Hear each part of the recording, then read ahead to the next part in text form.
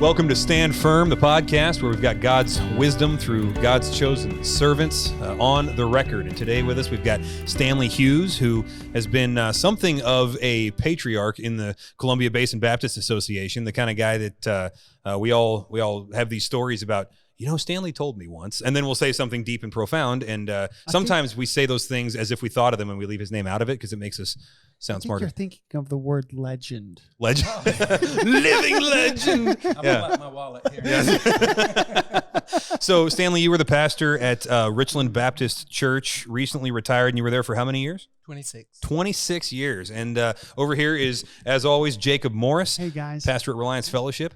And so we just kind of wanted to pick your brain and see some of the things that God has taught you over the years that may be of benefit to some folks coming into the association, maybe being raised up as pastors or leaders, so that we can kind of glean from the deep well a little bit. So that's all we're doing here. There's really no script or mandatory content, and you can say whatever you would like, all right? Okay. Yeah. Yeah. So Watch out. No. one of the things that I think we have to acknowledge is 26 years. That's rare. And I had the privilege of sitting under a pastor that was 29 years, but that's becoming more and more rare in our communities, and I think of pastors, and I think that's it's something to be honored and recognized. And I know that wasn't probably easy over the years. But yeah.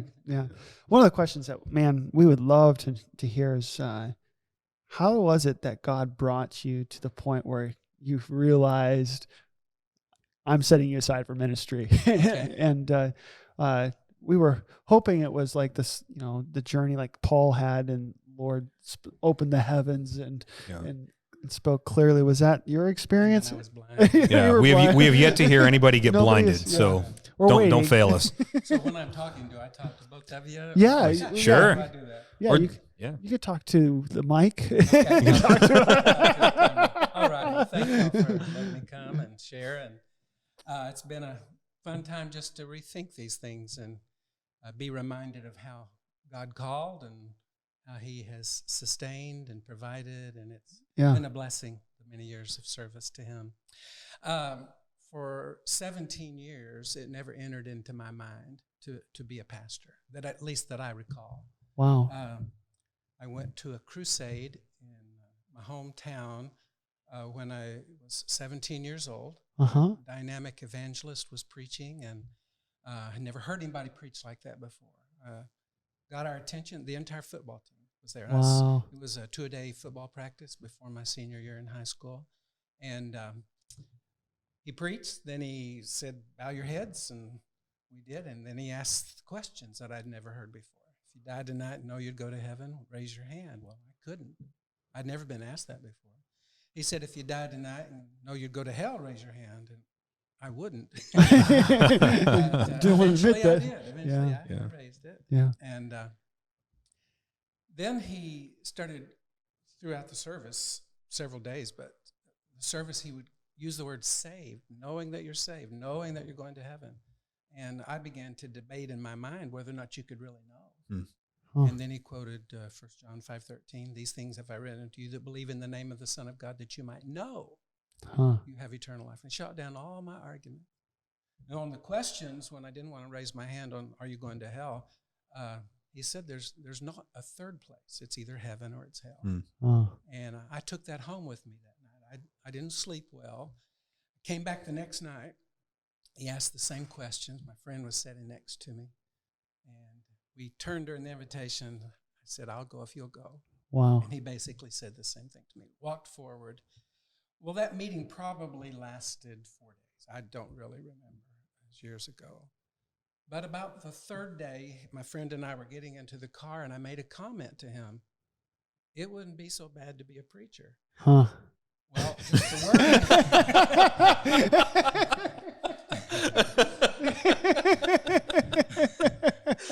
just the wording indicates what I thought about being a preacher. I'm picturing somebody that's never been a pastor watching this being like, why are they laughing so hard? Well, there's a variety of reasons. When I was young, I would go with my dad to the small town where we live 4 miles from there, and to the cafe. And the men would gather, the farmers and the ranchers, and they would tell their stories and visit and talk. And all of a sudden, on a few occasions, one of the preachers in town would come in.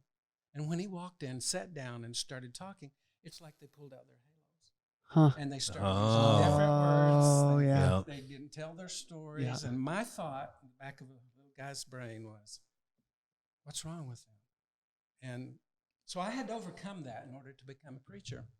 And then I remember going and telling my dad, when I began to fight this battle of, hey, maybe God's calling me, that Dad, God may be calling me to be a preacher. Now, my dad was not saved at the time. Wow. So he gave a non-saved answer. Yeah. And he wasn't smiling either. He said, how are you going to make a living?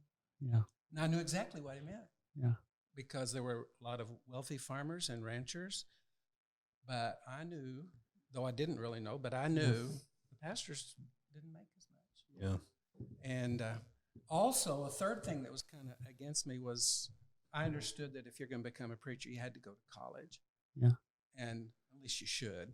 And I'd rather fight rattlesnakes and skunks and have to listen to somebody talk forever and then take tests. That's just none of my family went to college. And that's interesting to me for me to hear, because you're known as the guy who, on your sermons, I mean, you footnote everything. You can, I mean, your sermon notes, and you can put them up online for a while, right? They're like seminary papers, you know. So I figured you'd be very comfortable in an academic setting. Yeah. Wasn't the case, huh? Not in the beginning. You had to learn that. Yeah, in the beginning. So when I made that comment to my friend getting into the car, about 3 days after I was saved, it wouldn't be so bad to be a preacher. It was those things I was fighting. So I continued to fight that for 9 months or so. I had two Christian friends. One was a pastor's daughter, and was there, the two Christian friends, to really help me in the beginning stages of my Christian life. And when God finally won and I surrendered, I called that pastor's daughter and said, I think God's calling me to be a preacher. And we got together that night, and I shared with her the details, and here's what she said. I got up this morning an hour early to pray for you. And I don't know how many friends you have that get up an hour early to pray for a classmate. But that's always stuck with me. Wow. So the journey to get there was tough and hard. I didn't have this, hey, I've seen this dynamic preacher, and I want to become a pastor. And it was like all these negatives. Yeah. But the Holy Spirit overcame those. Wow. So then you went off to seminary? Yes. I eventually went off to college. My first semester, I went in Joplin, Missouri, and discovered that's not really where I was needing to be. Yeah. And then I ended up at Wayland Baptist College in Plainview, Texas. Wow, cool. And that's where I met my wife. That's where I got to be involved in what was known as SCOPE. Schools plus churches equals opportunity for participation in evangelism. Whoa. You feel like you need to gargle. Yes. And we would take weekend trips and go preach at churches, sing at churches, give testimonies at churches. And God used that. And then serving in the Baptist Student Union, God used that. Wow. And so 9 months. Yes. It's from conversion to saying, all right, Lord, wow, you can use me to be a preacher. And then starting to get trained. And so eventually you wind up at Richland Baptist Church, which we just found out actually a couple hours ago that since I think 1947, when Richland Baptist was founded, there have been something like 34 church plants that have where Richland Baptist is either the parent or the grandparent church of all of those. And so you were getting to step into a great legacy and then kind of pick up the baton and keep on running with it, you know? So that's a wonderful thing. So was that something that has always been intentional in the culture in Richland Baptist Church, that, you know, we're going to replicate churches, we're going to plant churches? Or was it just, we're going to do some ministry and we're going to disciple people, and some of those people wound up being pastors? Replicating in the manner I think that you have in mind, probably not. Okay. But replicating when the opportunity presented itself. Mm-hmm. And I think we helped somewhat, and how much I don't remember, it's been too long, with West Richland. Yep. And then we helped with Riata Springs, and that was during my time. Actually, I'll tell you a story about that. When I came into West Richland, we still had hymnals under the seats on those racks there, and the hymnals all said Richland Baptist Church. And at the time, instead of Grace and Truth, it was First Baptist Church of West Richland. And so somebody took a gold Sharpie and put a W in front of Richland Baptist Church, a W and a period, and on all of our hymnals. Yeah. And so now those are. I think those are being used by a church out in Benton City now. And so sort of you can see, and some of our metal folding chairs were the same. So you can kind of trace the investment. I guess. Yeah, that's awesome. Well, I think Bill Lotz was the pastor there at that time. Yeah. Many years ago. Yeah. And it's neat to see y'all replicating a church in Benton City. Mm-hmm.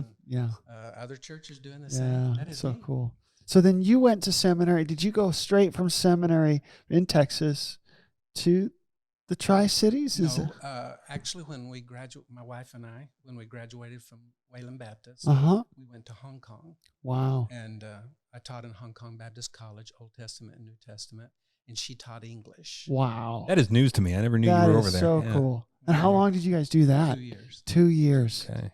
Then came back to go to seminary.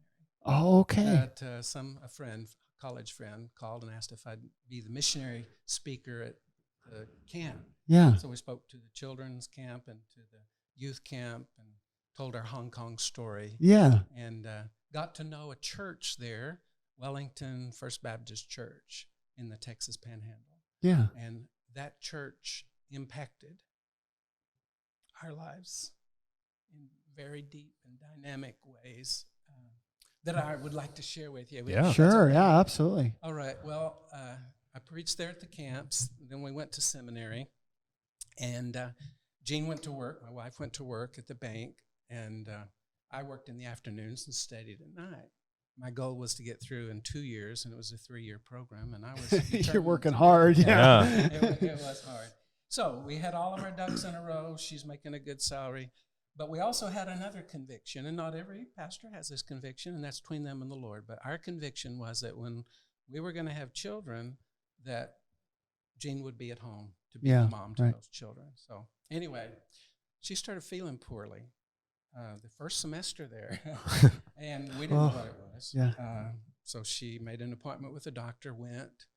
I came in from work that afternoon, was watching the news, and she walked in and turned the news off, and I'm a news nut, so anyway, I knew something was up when she did that. And she came over and sat on the couch and said, "We're going to have a baby." Huh. And it was the most wonderful Yahoo joy feeling. But then the more I thought about it, all of our ducks were in a row. Now they're not. And you're going to seminary and you're working hard. Rather than her continuing, I would just take on extra work or even drop out of seminary. I didn't know. Anyway, I finished that semester, started into the month of January. They had at the church we were attending at that time a seminary day. A seminary student would preach that morning and a seminary student would preach that night. And that morning it had snowed, it was ice. We didn't go to church that morning. We went that evening. And we went to disciple training class, and no one was there because of the snow and ice. So we spent that hour calculating how much we would need in order to cover all of our bills over the next 6 months. Wow. And we calculated $600 a month above our normal expense because she was not going to have an income. And I told her, I said, I think maybe it's time for me to drop out of seminary and get a real job that pays real money. And we were both very sad. She was crying. We walk into the seminary night worship service. Her face is red, her eyes are red. I'm thinking, oh my goodness, what they think's going on in our relationship. I told her since, I said, do not cry in church. Yeah. They're going to kick me out before I drop out. What did you do to her? So the seminary student stood up, introduced the text by saying, I apologize because I'm preaching from the same verses that the fellow student preached from this morning. Matthew 6:33. Oh, wow. Seek first the kingdom of God and his righteousness, and all these things will be added unto you. Gene and I looked at each other. Oh, man. And without speaking a word, we knew God said, I brought you here. I'll take care of you. Don't worry about it. Yeah. We went home, and I am not exaggerating. I'm not adding to the story. That night, sat down for a little bit, and the phone rang. It was First Baptist Church Wellington. Yeah. Wow. The church near the camp where I had preached. Asked him if I'd come and supply preach for the pastor they had called, who, by the way, ended up not coming for 7 sermons. I got to preach 7 Sundays in a row. Wow. They gave us a baby shower while we were there. Anyway, the 7 weeks ended. Went back to seminary, went to classes. Our daughter was born. So we came home. We got a bill in the mail for $575 from the hospital, which is not much. Yeah. In today's terms. Yeah. Right. Yeah. With no income, it was huge. And we started wondering, well, how are we going to do it? The next day, we got a letter in the mail. We had no idea it was coming. From First Baptist Church Wellington saying, we have voted as a church to take up a love offering every month, and whatever amount it is, we'll send it to you. Wow. Long story short, at the end of 6 months, every bill was paid with a little bit left over. Wow. God kept his promise. Seek first the kingdom of God and his righteousness, and all these things will be added unto you. He's a promise keeper. Yeah. And he can be trusted. So, Yeah. I'm going to go ahead and add a little bit more to that story. Yeah. Yeah, do it. Last semester of seminary, I went through the line to pay our tuition because every month was tight. And God had provided in so many wonderful ways. I assumed that if I walked through the line to pay for my registration, somehow the money was going to show up because it wasn't in the bank. And I literally walked through the line believing somebody's going to walk up to me and they didn't. And I left, and I went to the phone booth, not cell booth. And I called Gene, and I was crying. And I said, I'm so tired of this. Guess what happened the next day? The mail came to our house, and Wellington First Baptist Church did something they never did except 1 month, and it was that month. They sent 2 love offerings. No way. No way. It was the final day that it was due.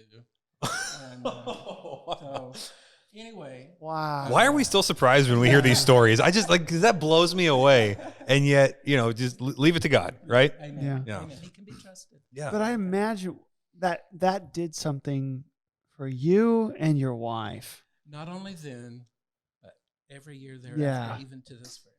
Yeah, you're thinking, okay, am I where I want God? Does God want me here? And no, I put you here. I provided for you, and to be able to look back and look at the see monuments. His faithfulness. I wonder sometimes and even in my experience, I remember I had a day where I went to go pay, and I found out it was twice as much. And in the same, I had a similar experience, and I wonder sometimes that people in our churches they don't put themselves in a position sometimes to let God do that, walk with this dependence and trust, and you can't know the depths of what you feel until you're not testing God. You're walking in the promises of God, and enjoying seeing how He provides. And I wonder how you 27 years. How we articulate that is, I find that as a challenge sometimes. Yeah. Can I add a little bit more? Yeah. Keep going. With about a month or 2 left in my last semester. Well, I had 2 summer terms I had to complete, but the last full semester. Went home there in the afternoon, and the phone rang, and it was the pulpit committee from First Baptist Church Wellington saying, "We'd like to meet with you." And we met halfway. It was a 4-hour drive to get there. Yeah. We met in Wichita Falls, Texas. Oh, yeah. Yeah. And It was, I practiced all these answers I was going to give, so it didn't catch me off guard, you know. Yeah, we'll throw you the curveballs in a minute. And it really wasn't so much a question time. I guess maybe because I'd preached there before. It was more we really believe God wants you to come be the pastor there, would you? What happened to the other guy? Wow. Oh, this was a year and a half later. I guess he just didn't stay that long. Wow. And they wanted you to come. Yes. Yeah. And so did I you? pastored there 7 years. Wow. So they played a huge role in your call to ministry and affirmation. What a sweet group of people. I mean, because at the time they had made no commitment to you, but they just decided to have some skin in the game in your guys' life. That's gorgeous. Yeah, that is wonderful. Have you found even over the years, 7 years plus the years in seminary, that relationship I'm sure continued even past? It did for years. Now that we've been gone, I was 7 years pastoring in Fort Worth. So okay, yeah. I've been 27, 26 here. And yeah, so as time passed, fewer and fewer, and many of them are already in heaven. Yeah, yeah. Oh, that's wonderful. Is there anybody at Richland Baptist Church that's not from Texas or Oklahoma? That's what I want to know. That's a good question. That might be the most legitimate Southern Baptist church in the area. Yeah. Well, so let me shift gears for a minute. I've taken you out for lunch on a couple of occasions, and you guys got to know this. When I take Stanley out for lunch, I make him work for it, and so he always offers to buy, and I'm like, oh no, you'll be paying for this with your wisdom. And I go with a notepad, and then I buy him whatever makes him happy and gets him talking, and then I just ask him questions. I just pepper him, and so. Last time, it's been a while now, to my shame, it's been a while, but we went to Sherry's, I think, and I was asking you these questions about longevity in ministry. Yeah. And you kept coming back to one thing, which since the confession cam is on over there, I'll just level with you. At the time, it seemed like a little bit of a like the conversation fell flat a little bit. It was almost like, okay, either that's it, or I'm not really getting what he's saying. And then over time, I realized I wasn't getting what he was saying. And what you kept coming back to was check your motives. Always check your motives. And that stuck in my head, even though I didn't really get the depth of it at the time. And it has since kind of popped for me why that was such a foundational thing that you kept saying to me. And I could tell by the way you said it, that was not the first time that had come out of your mouth, right? That was something of a foundational principle for you going on. But I'm just wondering if maybe you could expound for people on why that is the answer to so many questions. What did you mean by check your motives? Because I don't think I dug hard enough in that conversation. I would venture to guess, because I don't remember exactly what I was thinking at that time. It was a really good burger. Yeah. You're always a very nice person. I would say that the thing that I have grown more intense in and committed more deeply to as the years have passed is that it's less about me. It's not my success. It's not my achievement. It's not what I did. It's what God did. And I think maybe in the early ministry, it was like, man, I want to preach a good sermon. I want a pat on the back. But prayerfully, hopefully, it's now, was Jesus glorified? Did I honor him? Have I obeyed him? Have I done what he's asked me? Am I living the kind of life he's asked me to live? Am I being honest and truthful? And so I would venture to guess that's what I meant at the time. If it's about him and rather than about us, about what his goal is for our life, be therefore perfect, even as your Father in heaven is perfect. Great goal. None of us achieve it. But still, that's our goal. I think sometimes that's not our flesh goal. Yeah. We want numbers. We want, achievement. But glorify God. Well, and one of the times that has popped for me was I was going through a difficult situation that I could have probably gotten the outcome that I wanted, but I would have had to do some things that I think I would have considered manipulative in order to get there, right? And so it's just that decision making process that we all have to go through as leaders. That it's like, yeah, I could get that outcome, but what are you giving up as a result, right? And so it's just those character forming types of experiences.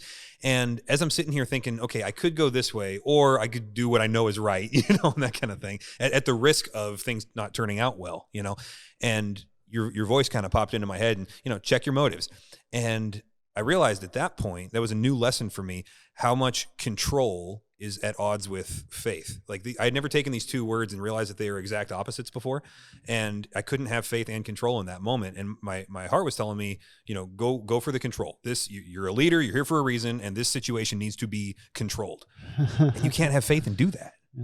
And so that was one of those areas where something that I didn't understand when you said at the time came home to me. So I just want to say thanks for that, in a semi-public forum, I guess. Yeah. So 27 years, I mean, I'm sure that you experienced, I'm sure it was, all the good stuff was at the beginning. What over this 27 years in one location, over those years, what really got you really excited? Okay. Can I tell you what discouraged me first and then? Yeah. Absolutely. Being a new Christian at age 17, entering into the ministry soon thereafter. Oh, yeah. I had all these false visions of what it's going to be like. So if up here the problem level is 10 and down here there's no problems, I thought entering into the ministry meant you're going to enter into the no problems. And that is not what happened.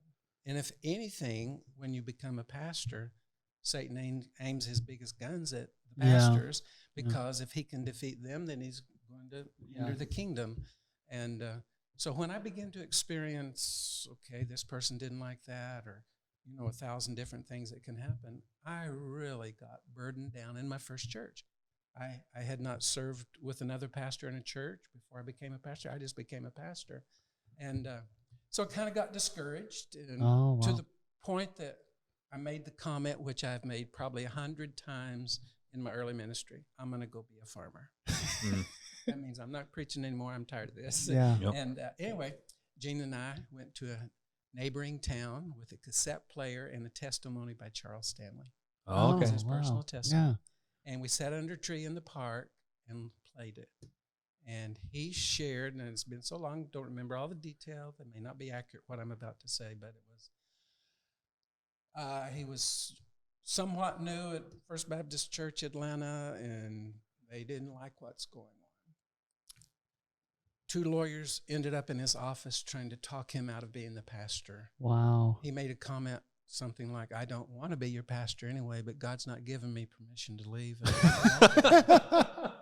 He was tactful about it, huh? I don't like you either, but I'm staying. Take it up with the big guy. I don't like this any more than you do. Politically correct.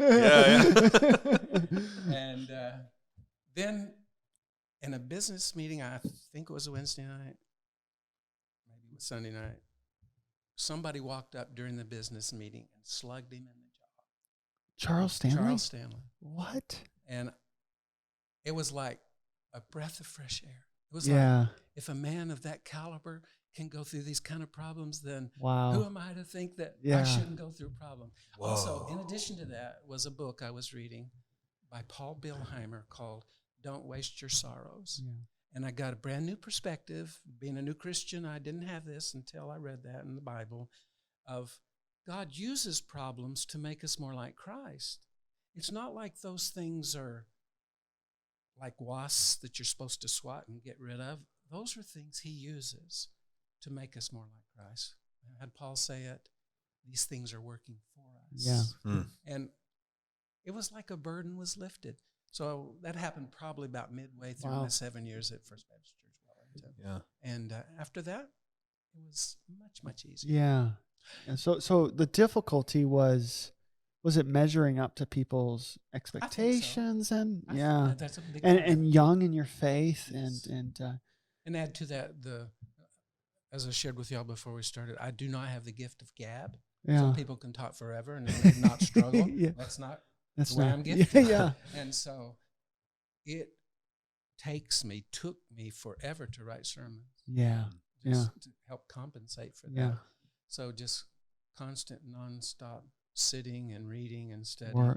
Preparation. That was tiresome. Yeah.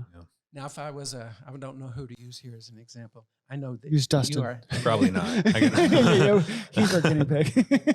Good talkers. If I was whoever can talk really good without thinking. That is something I do very well. Yeah. He's just pinned you. I know. If you hear that 3 times in a day, does it make it true? It's true. Yeah. We love you. I would look forward to the next time to preach. Anyway, Sonny, you've always been a blessing and always an encouragement and often always joyful. Jacob, I don't know you quite No, it's all right. As I know Sonny. But I spend a lot of time around Jacob, so that brings me joy. Yeah.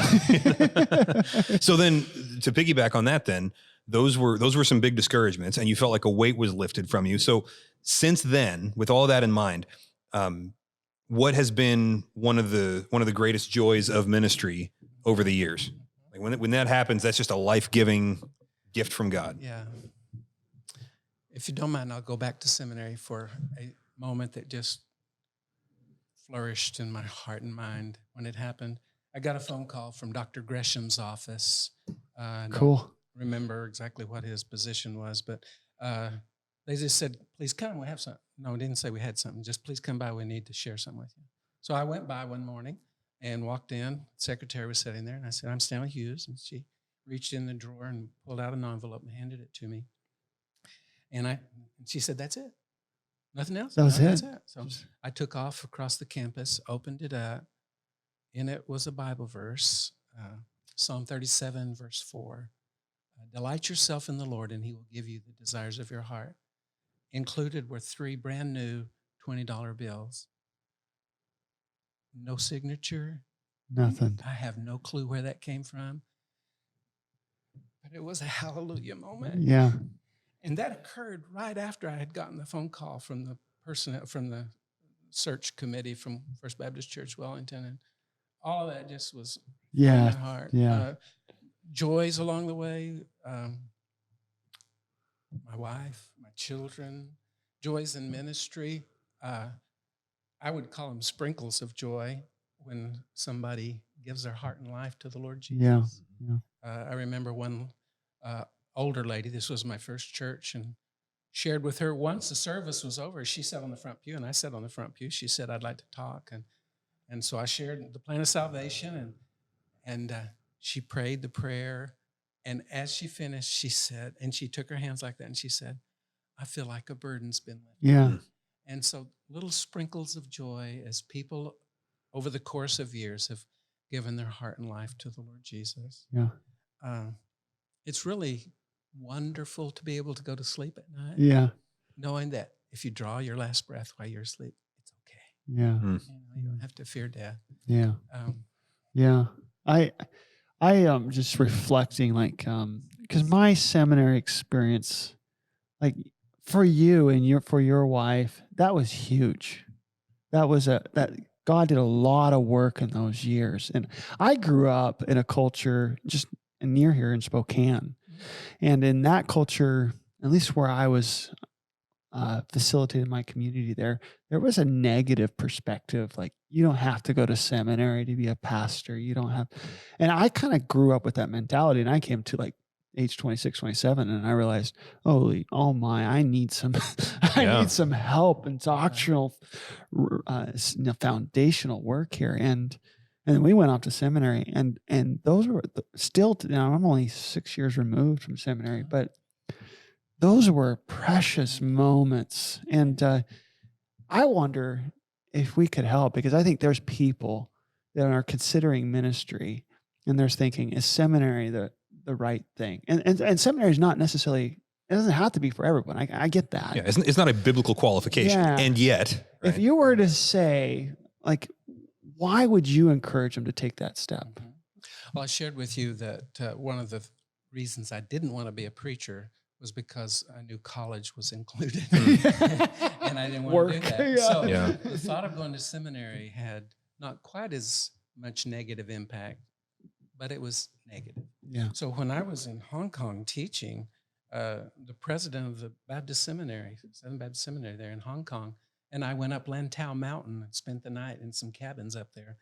And he made a comment as the lights were turned off. We were trying to go to sleep. But he said, as a seminary professor, he said, pastors who go to seminary tend to stay longer in their churches than pastors who don't. That was a mile marker in my life. Yeah. God used that to help me that when I came back to the States, I knew I was going to be. You had to go. Yeah. And I even, as I've talked to guys, because they're like, oh man, it's going to take 2 or 3 or 4 years of my life to go through this. It'd be a burden. And it is a burden on a family. It's a challenge. It's a financial challenge. And the thing that I've often thought is if meant 4 years stirring your affections to love Christ more than you did and do now, wouldn't that be worth it for a lifetime in the pulpit or in whatever he might set you aside? And for some people, it's not that. It's something, whatever it is, it moves your heart closer to Christ. I think, why not make that investment? Yeah. Someone said Jesus prepared for 30 years. Yeah. Preached for 3. Yeah. And so if he took that long to start into the ministry, it's okay if we take. Yeah. And I even think, was it Billy Graham said something like that? What, if you were to do it all over, what would you wish you'd done more? Yeah. And it was study more. Study more. I think he even went as far as to say, preach a little less and study a lot more or something. I mean, something like that. It was shocking. Lines, When I was relatively new as a preacher, as opposed to now where I'm a seasoned veteran. Established. I totally know what I'm doing. We had a couple show up to the church, and we've got a membership process. And they came to the membership class, and they turned in a thing like, I'm in. And then the Sunday morning when we were putting all the names of the new members up and everything, they said, the guy pulled me aside and said, hey, can you just hold off on our names for a while? And, of course that threw me off a little bit, and I'm just like, what did I do? And anyway, everything turned out fine. He was hesitant. And then they wound up, they're still, serving and reproducing members of our church. But like, I asked him later, like, hey, by the way, what was that all about?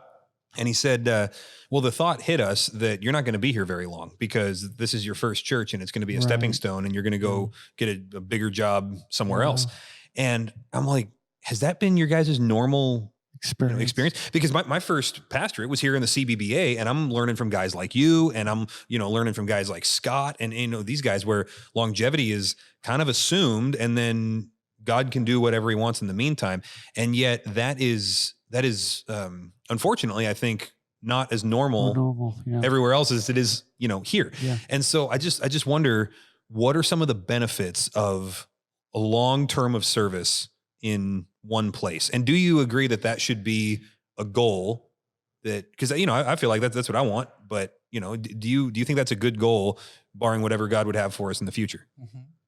Mm-hmm. If God is in it, yes. And I would say that sometimes, like Paul, he would go stay short term in a location and then move on. What was the longest time he spent in one place? Was it 3 years? 3 years or so, yeah. So I think each individual pastorate can be different, but overall, there are huge benefits in staying a long time.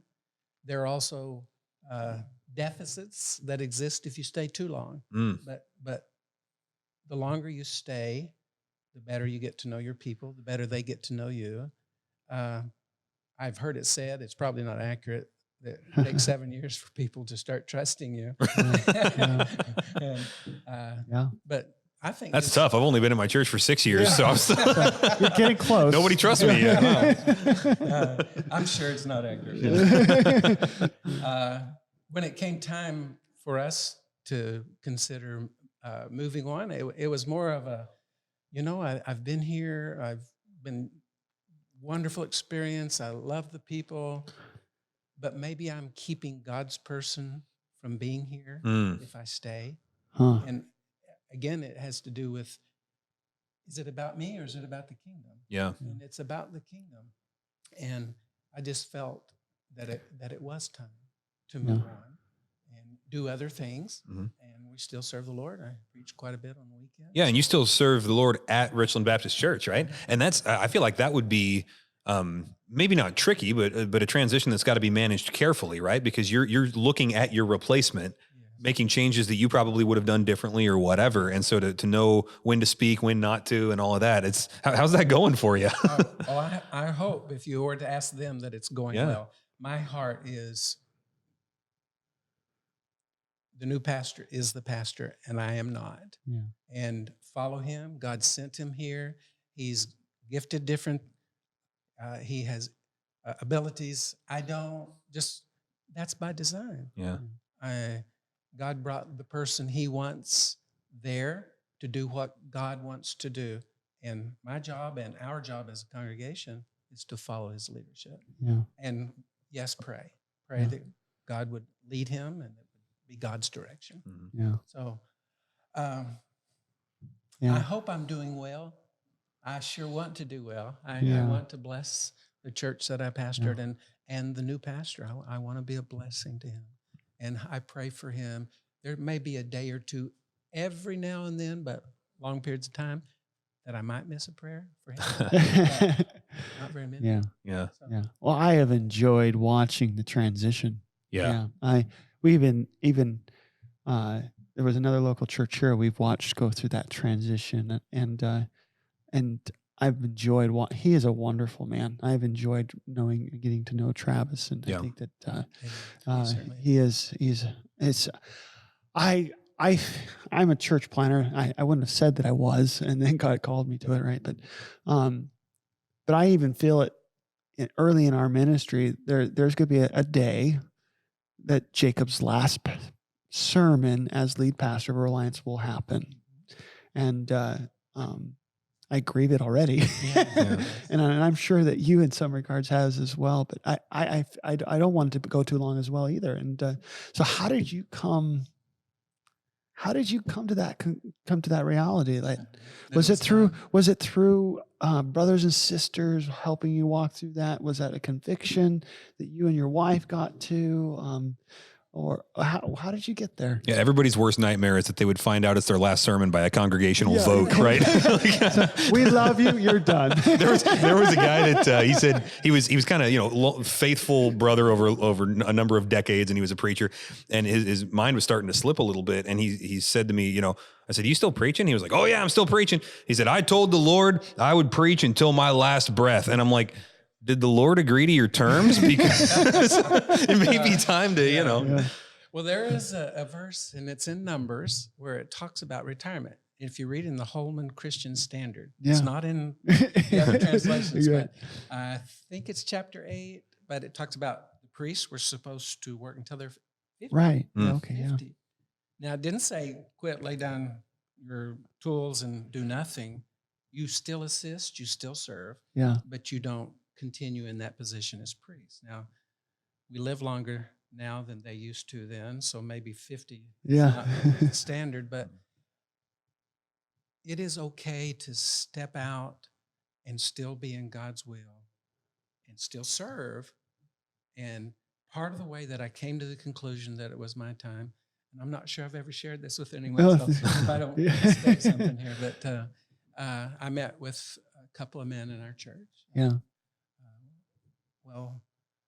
Godly men, shared with them that I'm struggling with this. They pretty much said, "Well, we want you here." And no, and I called them back a second time some months later, and I said, "But I don't want to keep whoever's supposed to be here from being here. And it seems like maybe I've run my course and things are okay. We're not right. Yeah, we're not running off, but it's just like maybe it's time." Yeah. And I came to a conviction that it was the right time. Yeah. And then now you have a point of transition to shepherd your people through that reality. And I have seen and heard of and knew of pastors who did what you said. I am going to stay till I die. And sometimes the congregation says, "You're no longer our pastor." And I thought, all those years of sacrifice and service to come down and your goodbye to your church is good riddance. Yeah. Well, and I went to an ordination ceremony service at Richland Baptist one time, and at a certain point, you invited all of this is before you retired. It was for Jeff Whiston, and you invited all of the ordained men in the room to come up and pray for him and put a hand on him if they were near enough and things like that. And guys just flooded up there. And I was one of the last guys up there because I'm just sitting around. I wanted to make sure all the Richland Baptist members had their chance first, right? So I wanted to hang back. And I'm just looking, and the guys just kept coming because I was sitting in one of the front rows. And I'm thinking, as a young pastor who's trying to make disciples, I'm thinking, what are these guys doing that there are this many ordained men? You know? And so to know that through the faithfulness of the Lord, there are many gifted servants around, that not everything is on your shoulders. I mean, that's got to be a great relief, you know, after years of striving to see it, you know? Yeah. Well, preaching 2 services was quite a burden, preparing for that. And so my last year, maybe last 2 years, I started getting different godly men who had the gift of preaching. One would preach one Sunday evening, and another one another. And then I would preach one, and that just took a lot of load off. Yeah, it was heavy, heavy load to preach 2 times a week, and then do a devotion on Wednesday nights. Yeah. So now that you're transitioned, what do you find yourself doing? You still preach? I still preach. We just came back from camping. Yeah. Curlew State Park. Yeah. Came back yesterday. Cool. And my wife texted my son, who lives in West Richland, and said, we've decided to stay one more day at the camp. It is so hard to make decisions when you're retired. Yeah. No pressure. Since you're a pastor, you have to be back when you're Right. Yeah. So what was your question? Yeah. So what do you do now? I mean, you still preach, but so last Sunday I wasn't at my church, home church, and the Sunday before I was. I got to listen to Pastor Travis. Yeah. Wonderful sermon. The 5 Sundays prior to that, I was at different churches. Yeah. Okay. And then not this coming Sunday, but the Sunday after that, I'm at a church. So you've been able to now, I mean, after 27 years, you've got a culture of, the Tri-Cities, but now you're be able to come along some of the other churches here and bless them. I've enjoyed it. Yeah, that's cool. Yeah. I hope I'm a blessing. Oh no, the Lord's a blessing through me. I think that I was taught. We talked to Scott earlier, and one of the things that I have experienced from your church is the incredible blessings. You probably don't even, some of the things that we've been blessed by from your people. Like when we were building our first sanctuary here, I told this to Scott, so now you guys are gonna hear it twice. But some of your people just blessed our socks off. Yeah. Like we were just needing help, and your people, they just helped, and it was just a wonderful. We needed it. It was just a God moment where you guys came alongside of us, and that wasn't programmed by the leadership. It was just people hearing of a need and responding to it, and it's just the body of Christ functioning as it's supposed to. And so, from that point on. And I'm a young kid, right? Yeah. Richland's a pillar in this community. It's blessed this community in enormous ways. I have literally given directions to unbelievers on how to get somewhere using Richland Baptist as a landmark. You know where Richland Baptist is at? Yeah, of course. All right, go there. It's just it's a stabilizing force here. Yeah. So I can't imagine some of the battles that you have had to fight over, spiritual battles, relational battles, doctrinal battles, whatever the case may be, over the course of your ministry. I'm wondering if maybe, without asking for any specifics you don't want to give, if you could tell us maybe one time where you learned something about God himself through these struggles, a struggle that you would not have signed up for at the time, but were so thankful for later because of what God showed you about himself through that. Because we're going to be having guys watch this who are in these struggles or entering into them and have not yet seen the other side where they look back and are thankful for these things. Okay. And what I would do is go back to a book that I read early in my ministry, Don't Waste Your Sorrows. Yeah. Just learning that those sorrows, those trials, those sufferings are not a sign you have sinned. Now, sometimes we suffer because we sin. Yeah. Some of them are God ordained.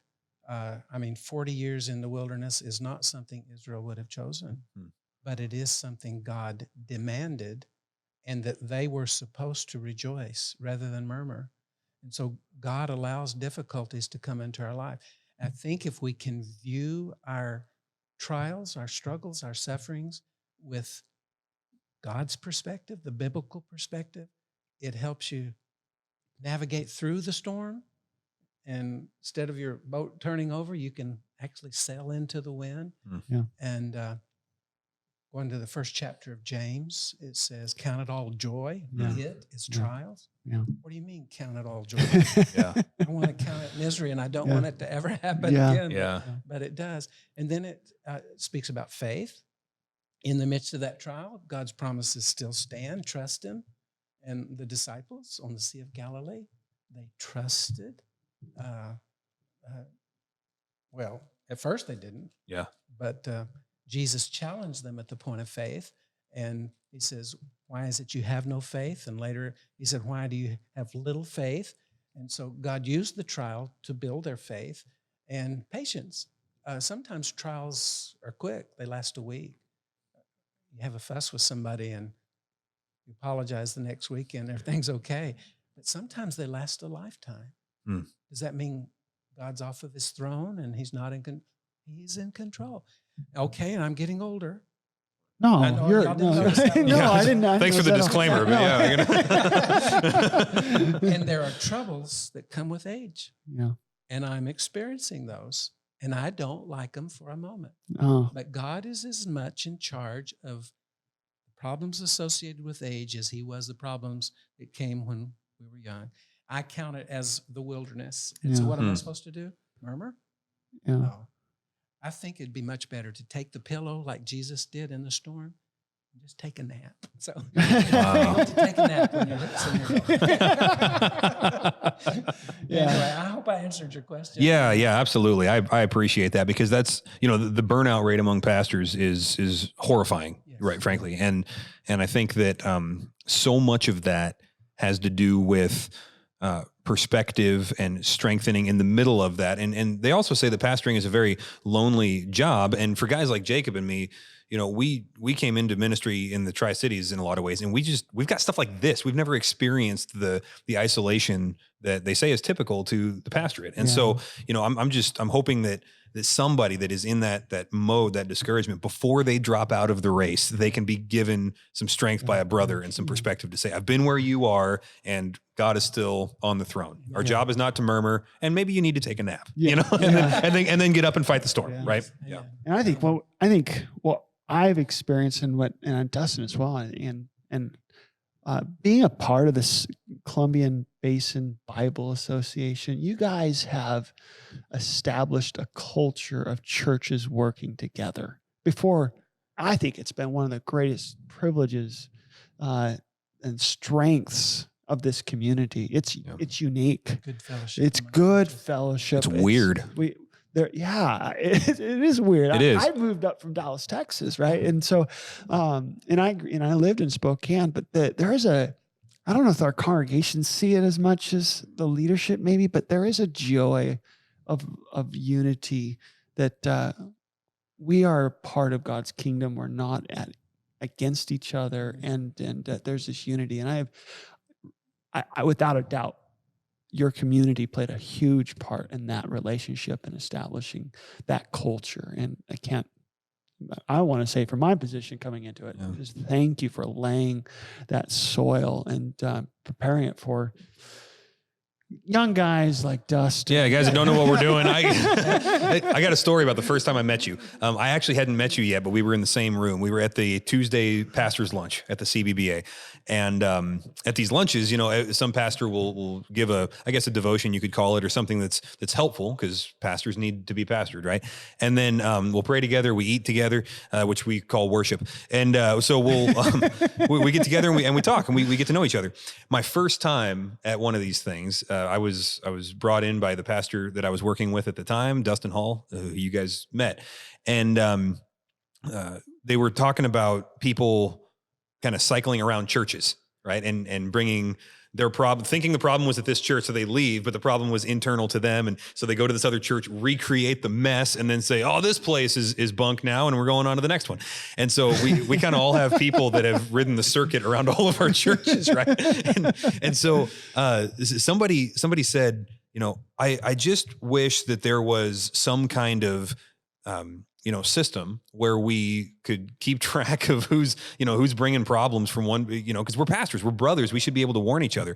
And you sat back, and I hadn't even shaken your hand yet, and I didn't know who you were. But you sat back and you said, you didn't raise your hand or anything. You just said very softly. And when you spoke, everybody stopped talking and listened. And you said, well, I would hope that any one of us would call any other one of us and say, this person just came from your church, and I'd like to know what questions I need to ask. Can we all agree on that? And every head in the room went, yep. Yeah. And it was like, let it be so, And I was just like, I don't know what's going on in here, but there's a kind of unity here that is just really cool, where somebody can just make a suggestion. We all come to a brotherly accord. And that was an important decision to make. And I can say that I don't know if it was happening before that, and that was just a reminder, but it has certainly happened since then. Right. And that has been permission. Yeah, exactly. So much life has been given to the church through even just a simple decision like that. And people have come in and gone through our membership process and have said, well, why did you leave your last church? And they say, oh, that guy, he was way off. And I get to say, well, he's a really good friend of mine. Let's give him a call, and well, yeah. And sometimes we never see him again. And those are some of those blessed subtractions that maybe are a good thing. But then a couple of times we've gotten to work reconciliation between people and their old pastors. And sometimes, one time actually, somebody came to Christ because the doctrine of forgiveness is this gospel rich issue. And they just had never interacted with it. And it was like, let's talk about what forgiveness is. And of course that takes us straight to Christ. Yeah. And so there was reconciliation, there was salvation and a baptism. And the person didn't stay at our church. They went back to the other church where they were. And I think God is far more glorified than if we had just said, come on in here, we'll take care of you, And so in my mind, a lot of that goes back to just a comment that you made that probably just seemed like common sense to you, but was really life-giving for me. So it needed to be said. Yeah. How about one more question? Can we ask one more question? We've heard a little bit about your wife in the seminary years. What role did she play over the course of that ministry of 27 years and still today? Yeah. One of God's greatest gifts in my life has been my wife. She was called to ministry before we met. Wow. She was going to be a single missionary if that's what it took to serve the Lord. And when we met and fell in love and we were married, I have never once, well, let me say it this way. There are two kinds of church members. There are those who are there because they want to be there. They're taking notes. They're excited. They want to know God's word. They are serving the Lord during the week. And there are those who, okay, I'm here because it's Sunday and I'm supposed to be here. And I may be back next week, but maybe not. And so she's this person right here. Yeah. She is I want to be there. I love God. I love his word. And I have always felt her support. Yeah. And this is a big comment. Only the Lord knows how true it is, but I think it's true. Maybe 5 times in all my years of pastoring that she came home and said, maybe what you said, you should have said differently. She has always been an encourager and good job. And I never felt like, okay, man, we've been church 7 days out of the week. Got to go again the 8th day. And she never said, I'm so tired. It was always. So that's due to her relationship to the Lord. Wow. And on top of that, she's a better teacher than I am. Oh, yeah. She is a super teacher. And she taught at Liberty for years. She taught Sunday school class. Wow. Richland Baptist. And everybody that sits in her class enjoys her. Yeah. Great teacher she is. Yeah.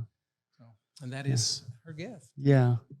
So I have been blessed. Yeah. And one of God's greatest blessings was my life. To give you that support. Yeah. I've enjoyed, I think that's been a theme actually throughout some of our conversations is the value of having a wife that's just as committed to the ministry as you are. Recognizing the weight of it, recognizing the sacrifice of it. And it was a good reminder. Gary Benfield this morning was just saying that's one of the first questions we ask when it comes to a church planner is, where's your wife in this journey with you? And you have that. Talking to you and wrapping this up, one of the verses that came to mind is, and I would assume that you're saying your fight's not over. Yes. It's not over. God is not you. Yeah. But your aim is this: I have fought the good fight, and I have finished the course. I have kept the faith. In the future there is laid up for me the crown of righteousness, which the Lord, the righteous judge, will award to me on that day. And not only to me, but also to all who have loved his appearing. And I know, that's still the aim. And we're thankful. The community is thankful for 27 years of faithfulness and continued faithfulness. And so you've blessed me. Can I bless you with a verse? Yeah. Oh, yeah. Yeah. Hebrews 6:10. Yeah. Right Sure. Yeah. And it's to the two of you. Yeah. And to all of us. For God is not unjust so as to forget your work and the love which you have shown toward his name, in having ministered and in still ministering to the saints. So the service that you're giving to God, God said, I won't forget. Huh. Thank you. Thank you for your service. Well, normally we have Dustin close us in prayer. I pray. But would you pray for that for all of us? Yeah. Father, you're good to us, and we're grateful. Thank you that right now you're listening to us and you read our hearts before our mouth spoke. And we pray that our hearts are right with you. And if they're not, you would make them right with you. And Father, thank you for the two churches and the two pastors that I've had the joy of fellowshipping with today, for Jacob and Dustin. And thank you for them. And just pray your blessing in their ministry and their wives and their children. And thank you for this church and the way it's growing, and for Dustin's church in West Richland, and just thank you for them. Keep us faithful to you and fill us with your spirit, and help us to be a witness when we visit with others, and to share your name. In Jesus' name I pray. Amen. Amen. Thank you, sir. Great to have you.